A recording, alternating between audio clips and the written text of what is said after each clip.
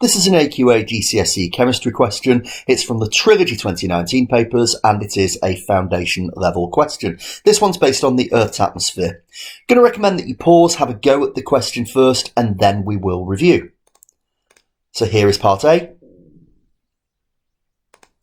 And here is part B, which is a 6 marker.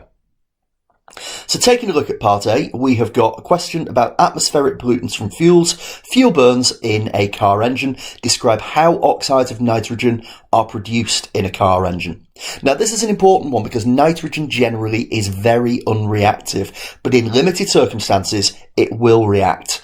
What we have in a car engine is very high temperatures, and they allow the nitrogen in the air to react with the oxygen, and that's where we get the nitrogen oxide.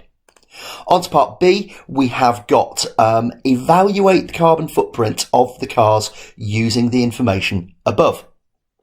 So it is a 6 marker. As always with a 6 marker, we've got our levelled responses, depending on whether you're going to get 5 to 6 marks, 3 to 4, or 1 to 2.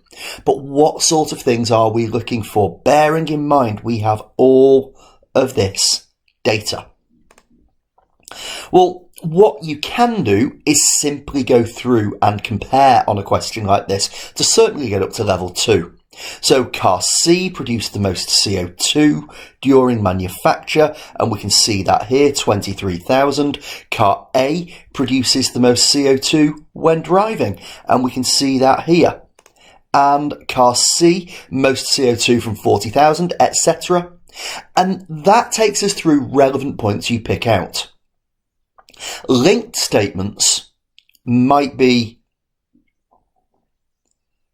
actually comparing. So car C is the worst during manufacture, but the best when driving. So you're starting to evaluate at that point. And to get to the level 3, you need to have that judgment. So overall, car A has the smallest carbon footprint. It had the smallest CO2 production during manufacture, and the lowest mass of CO2 after 40,000, and the lowest mass after 100,000. So you're finding that on the basis of all of that evidence, you've chosen car A. You might also find that you've chosen another one and you justify it. So it's not necessarily a right answer on this, it's using and evaluating data.